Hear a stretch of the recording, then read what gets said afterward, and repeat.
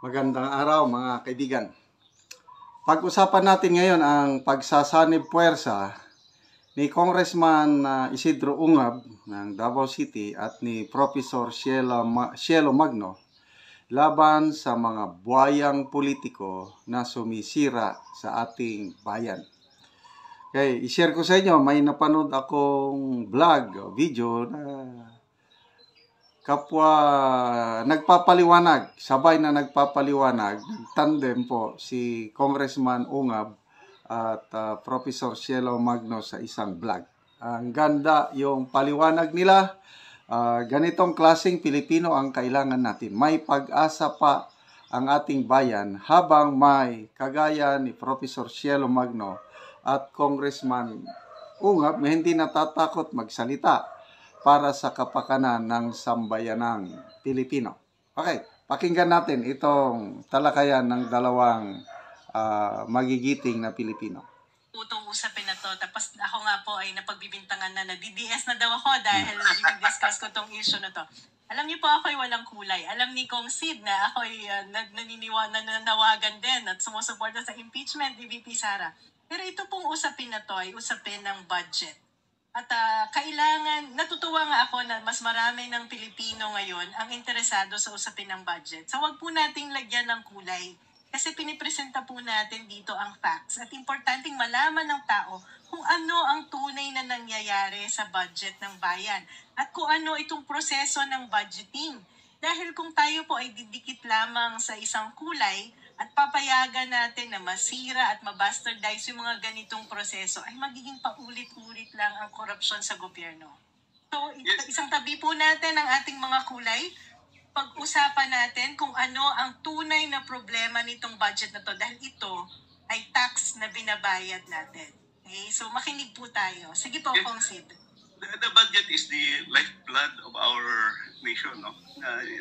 Kung ano man yung mga plano, ano yung mga dreams natin, i-convert mo yun into figures. So, yun yung ating plano, doon i-convert sa figures para ma-implement. Well, na-touch ko na rin ng konti yung earmark revenues. Earmark revenues, ginalaw yung PhilHealth. You know, that came from sin tax law, which we passed in 2012, which says 80% of the excise tax on alcohol and tobacco will go to 80% will go to universal health care. Yun yung nakalagay sa health insurance ng mga indirect beneficiaries sa PhilHealth that affects 25 million. At saka tinanggal nila yun. Hindi lang yun yung DSWD, 4-piece, tinanggalan ng 50 billion. PhilHealth, zero budget. Ang 4-piece, 50 billion. Dapat, huwag tayong magkamali dyan. Kasi kung ikaw ay isang totoong ekonomista at you really care for the country, you look forward to long-term development financing of our country. We address economic development and anti-poverty. No, kasi yung 4-piece naman is an anti-poverty program. Like in line with the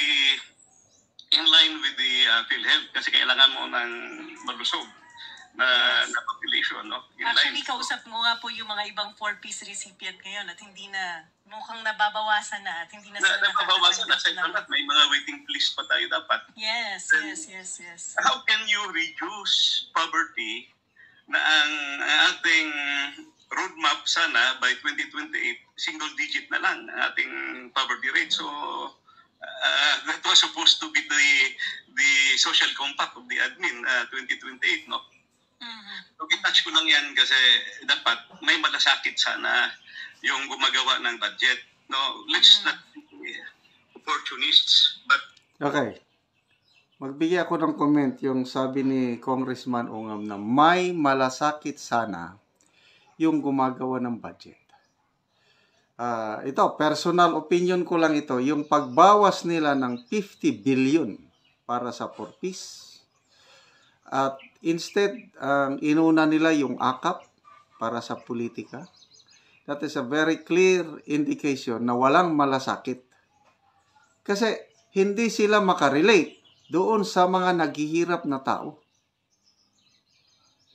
Ang daming mahihirap. Kitang-kita ko sa kabundukan, mga katutubo lang.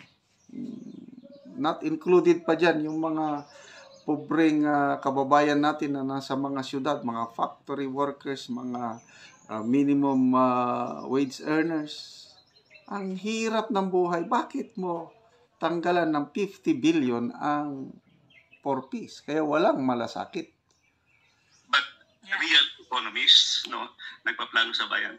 So balik ako sa tanong mo doon sa nakikita ko na blank items. So as I was looking into those earmark revenues, ginalaw pa pati yung special account in the general fund. So while habang nagre-research ako, sabi ko, ang gulo-gulo nito.